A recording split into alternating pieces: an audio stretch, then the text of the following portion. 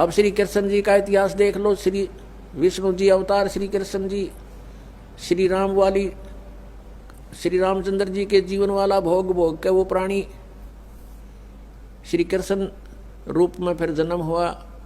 सारा जीवन दुखी रहा श्री कृष्ण, सारा जीवन जेल में जन्म हुआ, माता पिता कैद में, कभी मामा शत्रु हो गया, कभी पूतना मारने जा रही है, कभी केसी, कभी तानौर शत्रु हो गया, कभी जरासेंग लड़ने को आ रहा है, कभी शिशुपाल से युद्ध हो रहा है, कवासुनी हो रही है, और कभी फिर काल्यवन आ रहा है। इस दुख में श्री कृष्ण जी ने मथुरा का त्याग कर दिया और ऐसे स्थान पर रहने लगे जहां कोई ना पहुंच सके। समझदार व्यक्ति यही सोचते हैं राड से बाढ़ अच्छी होती है, झगड़े से बचाव अच्छा होता है। श्री कृष्ण जी उन सबको भी मार सकते थे, क्योंकि वो त्रिलोक के में एक विभागीय मंत्री है, एक विशेष शक्ति होती है प्राणी में, वो उनके अंदर शक्ति थी।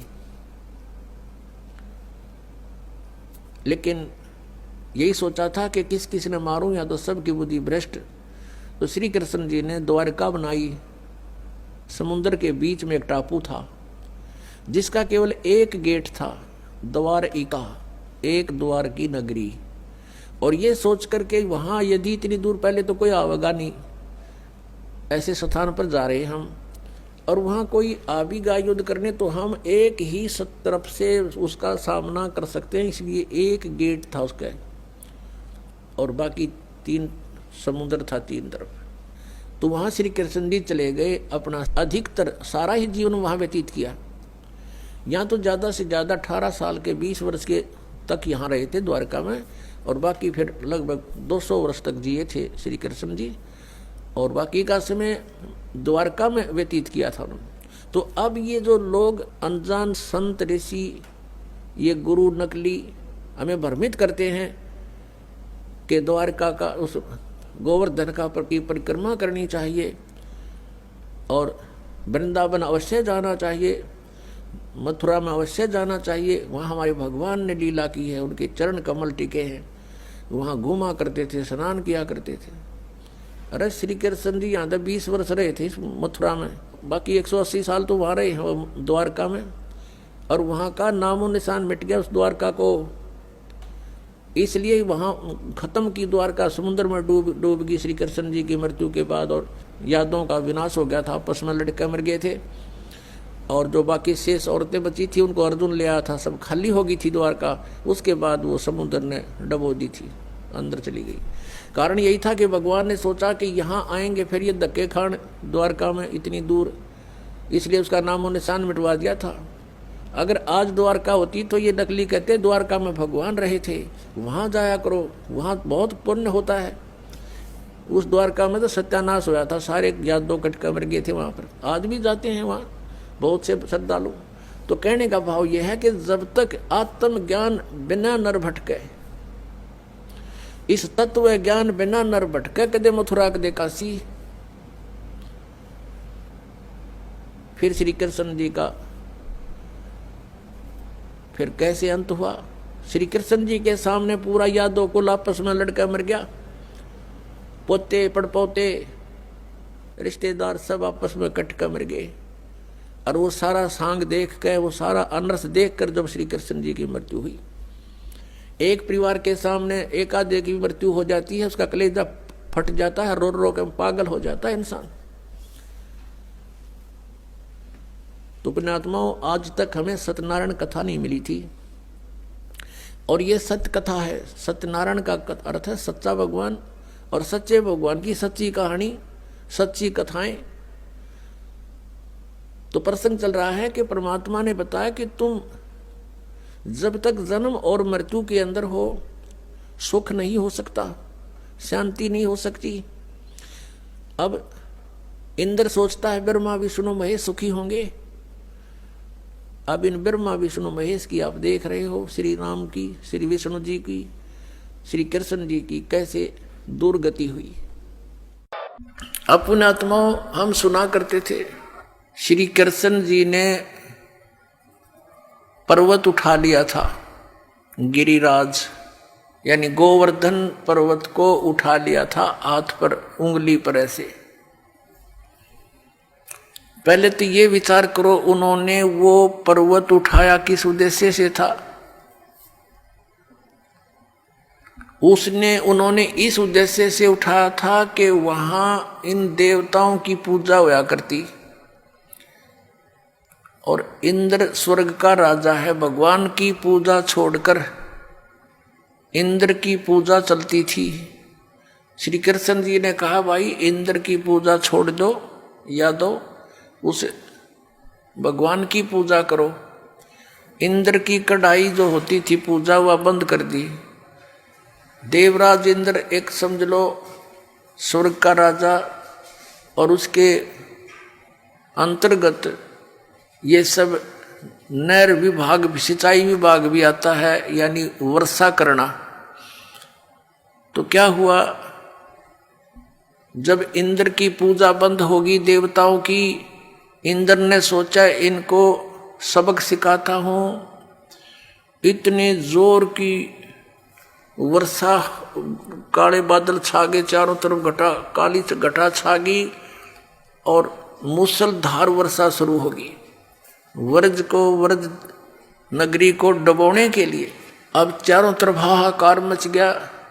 गौवें भी रंभाने लगी, ग्वाल बाल, क्योंकि गोवर्धन वो पर्वत जो था वहां पर गौवें चरा करती थी, वर्षा होती थी, घास होता था, और उन दूध दाद बेच कर ये काम चलाया करते थे अपना। और वो समाप्त करने चल पड़ा कि इसको इतना वर्षा कर दूं ये गोवर्धन पर्वत भी डूब जाए, आसपास की नगरी भी नष्ट हो जाए। तो भगवान श्री कृष्ण जी ने उंगली पर वो गोवर्धन पर्वत उठा लिया और पूरी ब्रज नगरी के ऊपर से कर दिया। सारा इंद्र बरस लिया, खूब वर्षा कर ली। सारा पानी उस गोवर्धन पर्वत के ऊपर ऐसे शौक हो गया, उसमें ऐसे मिल गया जैसे ब्लोटिंग पेपर शाही ने चूस लिया करे। आखिर में थक गया इंद्र, आके पैर पकड़ दिए कि मुझे क्षमा कर दो। कहने लगे चला जा, तेरे को कर दिया क्षमा, और खबरदार आज के बाद तूने अपनी पूजा के लिए व्रजवासियों को कंपेल किया। तो फिर वो गोवर्धन यथा स्थान पर रख दिया। अब पुण्यात्माओं जी, जो गुरु लोग हमें ये शिक्षा देते थे और ये कथा सुनाते थे, श्री कृष्ण जी ने गोवर्धन उठाया, और फिर वो इन्हों कहते थे देवी देवताओं की पूजा करो, श्राद्ध निकालो। अरे भले आदमी हो, श्री कृष्ण जी ने तो देवताओं की पूजा छुटवाई थी, तुम दर्द कर रहे हो, उनके विपरीत ज्ञान दे रहे हो, गुण गा रहे हो श्री कृष्ण के, और तुम इसको भगवान बता रहे हो। परमात्मा कहा करते थे कि केवल एक इस लीला से ही तुमने उसको भगवान मान लिया। ये तुम्हारी ना समझी है, बालक बुद्धि है कि ये कंप्लीट गॉड मान लिया तुमने, गोवर्धन उठा लिया। था क्या बताते हैं परमात्मा, कहते हैं गोवर्धन श्री कृष्ण धारो और द्रोणोगिरी हनुमंत, शेष नाग सब सृष्टि उठारा, इनमें कौन भगवंत।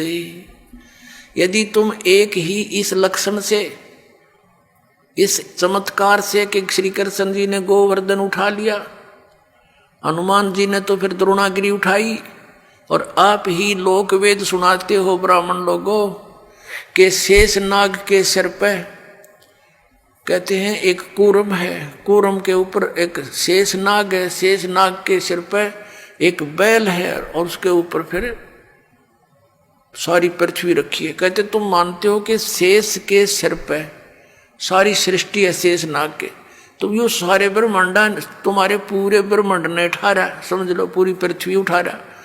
तो इनमें भगवान कौन सा है, श्री कृष्ण है या हनुमान जी है या शेष नाग है तुम्हारा भगवान? केवल इसी लक्षण से तुमने भगवान इसको कंप्लीट गॉड मान रखा, पूर्ण परमात्मा।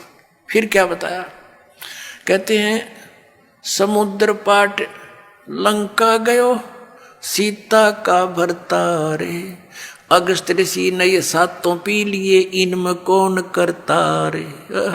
ये इस चीज से ये परिचित थे नहीं गुरु लोग यहाँ के हमारे। वो ये कहा करते श्री रामचंद्र जी ने समुद्र के ऊपर पुल बना दिया। परमात्मा कहते हैं यदि तुम इसी लक्षण से इसको भगवान मान बैठे तो क्या बताते हैं कि समुद्र पाट लंका गयो, यानी समुद्र को आट के पत्थर उसको ऊपर रख के और लंका चला गया। कौन? सीता का भरतार। और अगस्त ऋषि ने सातों पी लिए, इनमें कौन करतार? एक अगस्त नाम के ऋषि थे, उन्होंने किसी कारणवश किसी अपनी जिद के ऊपर अहंकारवश समझो वो सातों समुद्रों को एक घूंट में पी लिया था, ऐसे चुल्लू उठाकर ऐसे पी लिया था। सब समुद्र खाली हो गया था, अकेली पृथ्वी रह गई थी। अब पुण्यात्मा, अब परमात्मा कहते, फिर ऋषियों की प्रार्थना से उन्होंने फिर वापस उसको कुरला कर दिया तो भर गए थे। ये आध्यात्मिक शक्ति है, मार्ग है, इसमें आप विज्ञान को ना अड़ाना। विज्ञान तो बालकों का खेल है। ये जहाज बना लिए, इस मांडी पाक ये कंप्यूटर बना लिए हैं, परमाणु बम बना लिए, और 2 साल वर्षा ना करे भगवान, ये दरे दराए रह जाता सारी साइंस किधर ढूंढे नहीं पाओ। जर लगे खड़े खड़े इन जहाजों के ऊपर कुछ बैठनिया नहीं पाओ।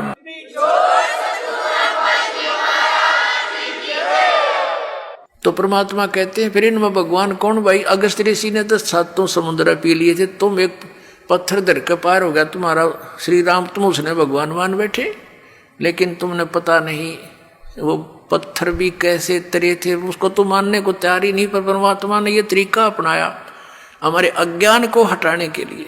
श्री रामायण के अंदर एक कथा आती है कि जिस समय श्री रामचंद्र और पूरी सेना एक नाग फांस में आ गई थी, एक सिद्धि से लड़ाई होती थी, तो एक ऋषि ने उसने एक नाग फांस यंत्र होता, वो था हथियार, तो उसके अंदर एक सिद्धि होती है, वो अनेकों नाग बन जाते हैं, उसमें से निरे सांप निकलाए, और उन्होंने सारी सेना को जो लड़ने को तैयार हो रही थी ज्यों की त्यों लपेटे लाकर बांध दी, जैसे रस्से तो बांध दिया करे। और सारे खड़े भगवान राम वीर लक्ष्मण भी नो कति जैसे ईख बांध दिया करे, नो पूरी सी खड़ी जगह जगह, और कोई सा टसमस हो नहीं पा रहा। अब 2 मिनट पाछा उसकी गर्दन काट देते सारे, सबको खड़े खड़े आओ तो विवश हो चुके थे। कहते हैं जब श्री राम ने याद किया गरुड़ को, गरुड़ आया, पक्षी है एक, उसने उन नागों को काटा, मार दिया, और तब वो श्री रामचंद्र जी बंधन मुक्त हुए। अब परमात्मा हमें समझाया करते थे, कबीर भगवान कहते हैं, परमात्मा कहा करते थे कि काटे बंधन विपत में, भाई कठिन कियो संग्राम में, चिन्हो रे नर प्राणिया ये गरुड़ बड़ो अक तुमरो राम। अब परमात्मा कहा करते काटे बंधन विपत में, कठिन कियो संग्राम, और चिन्हो रे नर प्राणिया यो गरुड़ बड़ा तुम्हारा राम। ये कौन सा भगवान है इनमें बताइए? वो तो बंदा खड़ा थोड़ा भगवान तो, और गरुड़ नाक उसकी सहयोग करी, तो कौन सा परमात्मा तो इसमें? तो इस तरह के तर्क देकर भगवान ने खूब समझाना चाहा कबीर परमात्मा ने, पर हमारी बुद्धि पर पत्थर डाल रखे थे इन अज्ञानी ऋषियों ने।